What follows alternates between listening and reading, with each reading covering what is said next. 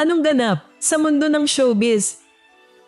Patok na patok sa social media ang blooper video ng GMA Integrated News reporter na si EJ Gomez matapos mag-viral ang kanyang live report tungkol sa ligtas na pagsalubong sa bagong taon sa Divisoria.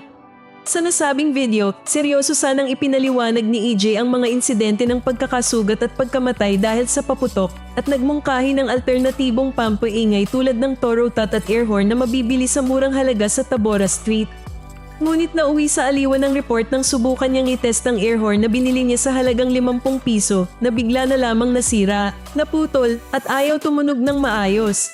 Sa gitna ng kalituhan, maririnig ang sunod-sunod niyang reaksyon tulad ng kuya, sira, at OMG may defect habang pilit niyang inaayos ang air horn on cam.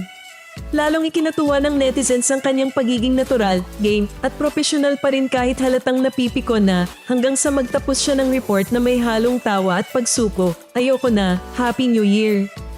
Mga kapuso, good morning. Nito mga nagdaang araw po, nako, may mga naitala na po tayong insidente o mga naaksidente na sugatan at namatay dahil po sa mga paputok. Sa pagsalubong po kasi sa bagong taon, pwede namang mag-ingay gamit ang mga torotot dito nga po sa Divisoria, partikular sa kahabaan itong Tabora Street, maraming mura at pagpipilian ng pinakamura 10 pesos hanggang 100 pesos lang. Ito nga pong hawak ko, air horn.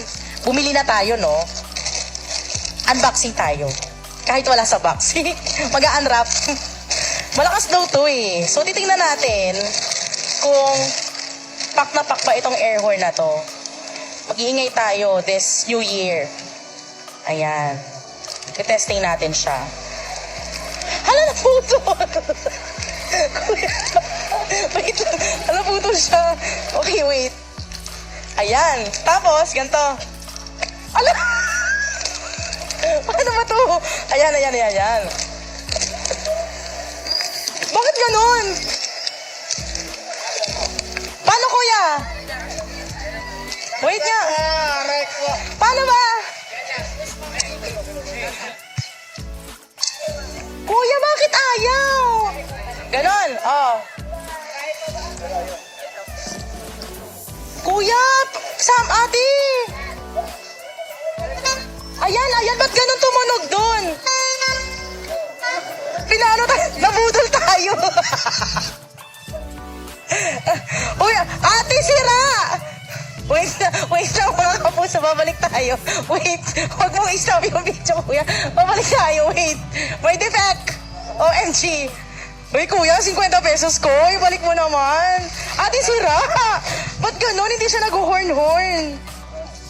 Abarado daw. Ayan na ate, nagbayad ako ng tama ha. Ayan. Dapat yung powerful kuya ha. Ayan. Okay mga kapuso, ito na, nagbabalik. Ayun.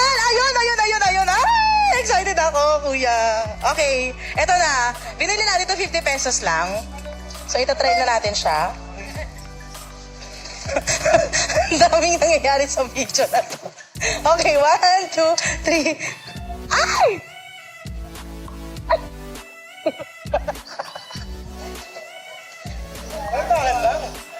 Dahan-dahan lang pala ako pag-horn. Akala ko si New Year na. Anyway, mura lang dito sa Divisoria. EJ Gomez para sa GMA Integrated News. See you. Okay lang, kuya. Dahil dito, umani ng papuri si EJ mula sa netizens na nagsabing bihira na ang ganitong ka-authentic na reporter. Totoo. Relatable at nakakatawa kahit sa gitna ng aberya.